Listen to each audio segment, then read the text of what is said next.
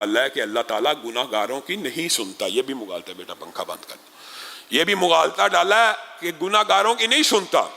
میرے پاس اللہ کے فضل و کرم سے سینکڑوں کے قریب اصلاً واقعات ہیں دعا کی قبولیت کے, لیکن میں آپ کو عصر حاضر کا ایک گناہ گار بندے کا واقعہ سنانا چاہتا ہوں. جو واقعہ ادارے ہیں سعودی عرب میں, مکتبے ہوتے ہیں جالیات کے, نیکی کے کام کرنے کے. اس کے مدیر نے ہمارے دوست عبد المالک مجاہد, ہمارے رشتہ دار بھی ہیں, ان کو خود سنایا. اور یہ واقعہ میں اس لیے سنا رہا ہوں کہ آپ کے ذہن سے یہ مغالطہ نکل جائے کہ گناہ گار بندہ ہو تو اس کی رب نہیں سنتا. حقیقت تو یہ ہے کہ ابلیس نے نافرمانی کر کے رب سے مہلت مانگی تو رب نے اس کو بھی دے دی. مانگنے والے کو رب دیتا ہے, ابلیس کو بھی قیامت تک کی مہلت دے دی. یہاں پہ انہوں نے بیان کیا ایک شخص تھا انڈیا کا, وہ جھوٹے قتل کے مقدمے میں اس کا ساتھ روم میٹ قتل ہو گیا, وہ بھی گرفتار ہو گیا. اور وہ جو انڈیا کا بندہ تھا, نام کا اس کا مذہب تھا, بنیادی طور پہ نہ وہ ہندو تھا, نہ عیسائی تھا, نہ سکھ تھا, مذہب بیدار تھا, لا دین تھا, کسی اللہ پہ یقین نہیں تھا رکھتا. قید ہو گیا تو پریشان ہو گیا اور کہنے لگا اب تو ظاہر ہے ما فوق الاسباب وہی کوئی ہستی ہو سکتی ہے جو مجھے نجات دے دے. قتل کا الزام ہے, اسلحہ برآمد ہو گیا, اس کمرے میں میں ساتھ رہتا ہوں. تو وہ باضابطہ طور کے اوپر پہلے حضرت عیسیٰ کو, عیسائیوں کے خدا کو, حضرت عیسیٰ کو اور اللہ کو پکارنے لگا. کچھ دن پکارا, کچھ نہ بنا. یہودیوں کے حضرت موسیٰ کا نام لے کے پکارا, ہندوؤں کے, حتیٰ کہ وہ مکتب جالیات کا مدیر کہتا ہے, وہ خود بیان کرتا ہے کہ میں نے دنیا کے اندر جتنے مذاہب مجھے پتا تھے, سکھ, ہندو مت, یہودیت, عیسائیت, سب کے الہوں کو پکار لیا, لیکن اسلام سے ایک نفرت تھی. بچپن سے لے کے جس ملک میں پلے بڑے تھے, ایک نفرت تھی, اس کی طرف میں متوجہ نہیں تھا ہوتا. لیکن جب سب دروازے کھٹکا لیے تو میرے دل میں خیال آیا کیا ہر ایک کے رب کو پکار کے دیکھ لیا, مسلمانوں کے الہ کو بھی پکار کے دیکھ لیا جائے. وہ لڑکا خود بیان کرتا ہے کہ اللہ رب العزت کو اس طرح پکارا, اے مسلمانوں کے رب, اگر تو واقعی خالق حقیقی ہے اور تو ہی سچا رب ہے مسلمان جس کے بارے میں ہمیں کہتے ہیں, اور اسلام ہی سچا دین ہے, تو اے اللہ پھر مجھے اس قتل سے بری کر دے. کہا کہ ابھی میں نے دعا ختم نہیں تھی کی, دروازہ کھٹکا, مجھے جیلر لے کے آیا کہ ہم نے تفتیش کی ہے, دوسرا قاتل پکڑا گیا ہے, آپ کو لے کے چلتے ہیں. انہوں نے کہا کہاں لے کے چلتے ہو؟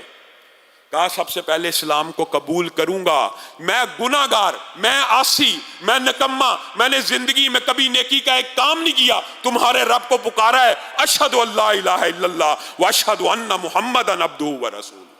تمہارے رب نے میری پکار کو سن لیا ہے. گناہ گار آدمی, آپ کو کس نے مغالطہ ڈالا کہ گناہ گار بندوں کی اللہ تعالیٰ نہیں سنتا؟ ہاں ایک بات ضرور کہنا چاہتا ہوں, دعا کرنی ہے, لیکن اللہ کے لیے جن بندوں کی دعا قبول نہیں ہوتی وہ اس اینگل سے بھی ذرا سوچیں. حضرت عمر نے ایک بچے کو کہا تھا نا, روک میرے لیے دعا کر. صحابہ حیران ہو گئے, آپ عشرہ مبشرہ میں سے ہیں, خلیفۃ المسلمین, بچے کو کہہ رہے ہیں. کہا ہاں اس کے ساتھ کوئی گناہ نہیں ہے, اس لیے کہتا ہوں اس کی ذات کے ساتھ کوئی گناہ نہیں ہے, اس سے دعا کرواتا ہوں. لوگوں سے دعا کروائیے لیکن لوگوں کی دعا لیجئے, لوگوں کے لیے بھی دعا کیجئے اور لوگوں سے دعا لیجئے. اس کی کیا وجہ؟ حضرت ابو درداء کی مشہور حدیث ہے. حضرت ابو درداء کہتے ہیں کہ رسول اللہ صلی اللہ علیہ وسلم نے فرمایا, آسمان سے ایک فرشتے کی, یعنی ایک پورے قبیلے کی فرشتوں کی ایک قسم کی ڈیوٹی لگی ہے, جب بھی کوئی مسلمان ہاتھوں کو اٹھاتا ہے اپنے لیے دعا کر رہا ہے, فرشتے وہ بھی نوٹ کر رہے ہیں, لیکن جس وقت اس کے منہ سے یہ الفاظ ادا ہوتے ہیں اللہ میرے فلاں بھائی کو یہ عطا کر, تو فوراً آسمان سے ایک فرشتہ اتر آتا ہے, اس کے پیچھے آگے کھڑا ہو جاتا ہے. یہ اپنے مسلمان بھائی کے لیے دعا کر رہا ہے, اپنے مسلمان بھائی کے لیے دعا کر رہا ہے, اس کے پیچھے کھڑا ہو جاتا ہے. جو دعا بندہ اپنے بھائی کے لیے کر رہا ہوتا ہے, اللہ میرے بھائی کو مشکلات سے نکال. وہ پیچھے فرشتہ کھڑا ہو کے کہتا ہے وَلَكَ بِمِثْلٍ، اور بعض روایات میں لَكَ بِمِثْلِهِ، اللہ اس بندے کو بھی مشکلات سے نکال. اللہ میرے بھائی کو 10 لاکھ دے، اے اللہ اس بندے کو بھی 10 لاکھ دے. تو دعا کر رہا اپنے بھائی کے لیے، تیری اللہ نے کس اینگل میں قبول کرنی ہے کس اینگل میں نہیں کرنی. یہ جو فرشتہ اللہ نے آسمان سے نازل کیا ہے یہ گناہوں سے پاک صاف ہے کہ نہیں؟ یہ اللہ کے حکم سے نازل ہوا کہ نہیں؟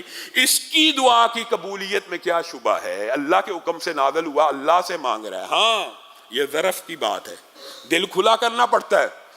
اور حضرت ابو دردہ جن کی یہ روایت ہے کہ فرشتہ پیچھے آ کے کھڑا ہو کے کہتا ہے کہ تیرے حق میں بھی ایسے ہی قبول ہو، ان کے بارے میں صحیح سند سے آتا ہے کہ ان کے 360 دوست تھے، 360، اور وہ جب بھی دعا کے لیے ہاتھ اٹھاتے تھے اپنے 360 دوستوں کا نام لے کے دعا کیا کرتے تھے.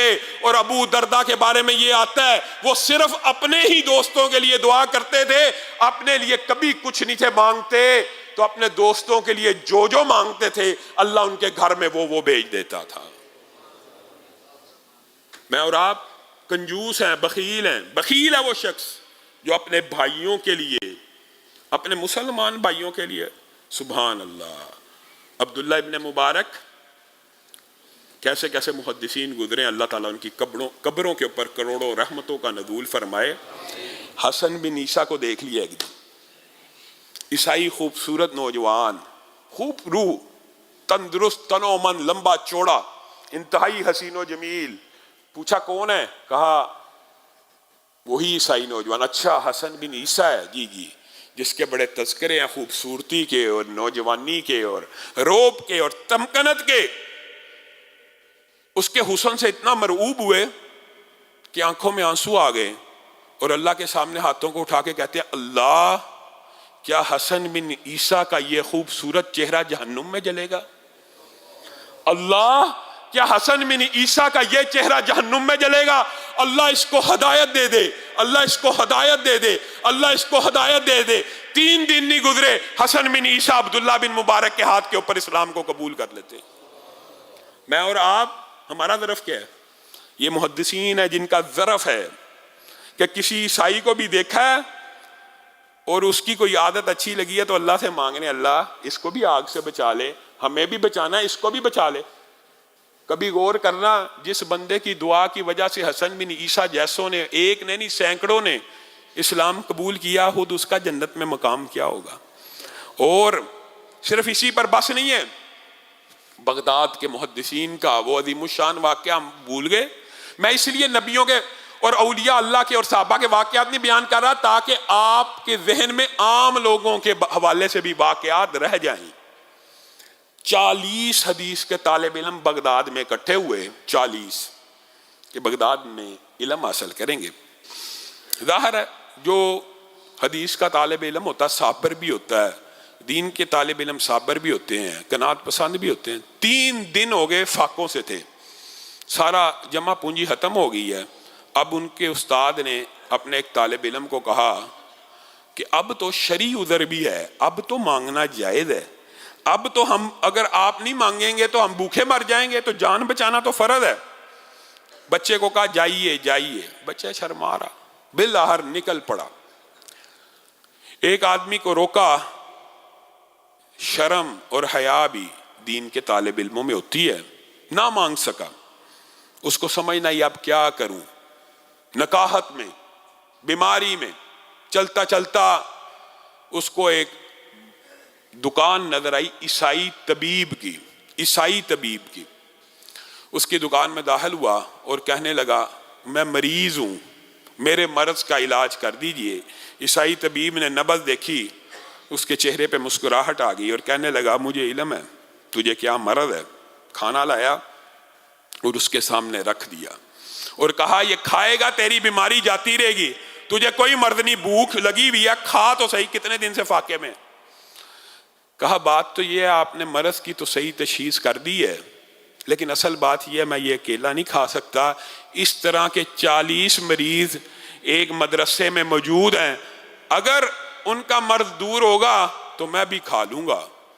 عیسائی طبیب کے دل کو یہ بات لگی کہ اتنے عظیم لوگ ہیں کہ لوگوں سے مانگ نہیں رہے، میں قدرتی میرے ہاتھ آ گئی اس کی نبض تو اس نے مجھے بتا دی ہے۔ اس نے 40 بندوں کا کھانا پیک کیا اور اس لڑکے کو سپرد کر دیا کہ جا ان 40 کے 40 مریضوں کو تندرست اور شفایاب کر دے میری طرف سے۔ اب وہ بچہ ان 40 بندوں کا کھانا لے کر اپنے مدرسے پہنچا۔ عیسائی طبیب کے دل میں یہ بات آئی کہ کیا یہ لڑکا سچ بول رہا؟ 40 بندے بھوک سے 3-4 دن کے فاقے سے اتنے بڑے شہر میں، مالدار لوگوں کا شہر، اور بھوک کاٹ رہے ہیں۔ وہ بھی اس کے تعاقب میں جاسوسی کے انداز میں چل پڑا، میں دیکھوں یہ بچہ سچ بول رہا ہے کہ جھوٹ بول رہا ہے۔ وہاں پہ جب 40 بندوں کے پاس کھانا پہنچا، کھانا کھلا، بتائیے روزے سے روزہ کھلنے کا 1 منٹ کا ٹائم ہو، میرا اور آپ کا فاقہ کتنی دیر کا ہوتا ہے؟ 14 گھنٹے کا، 1 دن کا بھی نہیں۔ 1 منٹ بھی تخیر کرنے کو دل کرتا نہیں کرتا۔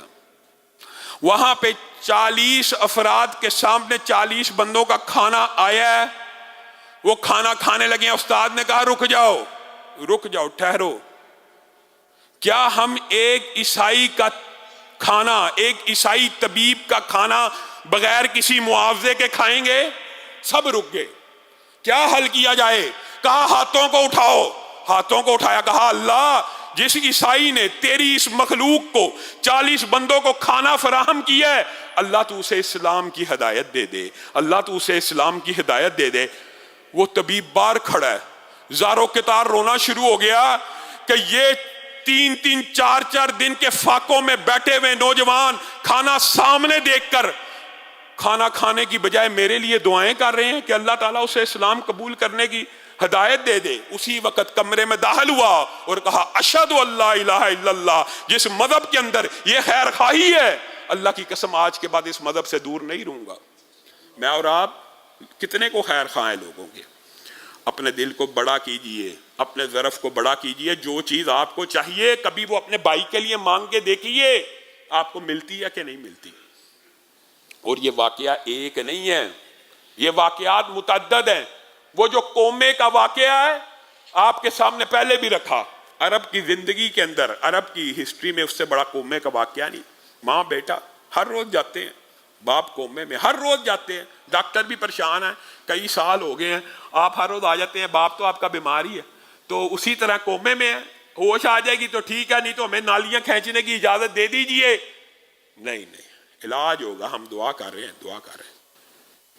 قومے کی تاریخ کے اندر، سعودی عرب کی تاریخ کے اندر اس سے زیادہ قومے کا کوئی واقعہ نہیں۔ بالآخر ایک دن ماں بیٹا آئے، باپ نے آنکھیں کھولی، ماں بیٹے سے ملا۔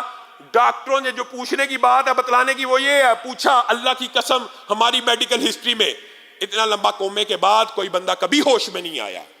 کیا کرتے تھے؟ کہا ہاں اللہ سے دعا کرتے تھے اور اللہ سے امید تھی اللہ تعالیٰ میرے حامد کو اور اس بچے کو یتیمی سے بچائے گا اگر اس کی بارگاہ میں ہاتھ پھیلائیں گے۔ لیکن ساتھ میں ایک کام کرتے تھے، ہمارے گھر کے قریب ایک مسکینوں کا اور فقیروں کا علاقہ تھا، ان کی مدد کرتے تھے اور ان کو کہتے تھے فلاں شخص کا نام لے کے دعا کر دو کہ اللہ تعالیٰ اسے صحت یاب کر دے۔ تو میں یہ سمجھتی ہوں کہ یہ ان غریب بچوں کی دعاؤں کا نتیجہ ہے کہ آج یہ قومے کے بعد ہوش میں آ گیا۔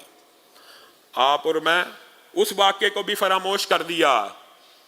آپ نے منصور بن عمار کا وہ واقعہ یاد ہی نہیں رکھا جو علماء بیان کرتے ہیں لیکن ہمیں یاد نہیں رہتا۔ منصور بن عمار ایک زاہد اور عابد گزرے ہیں، مستجاب الدعوات تھے۔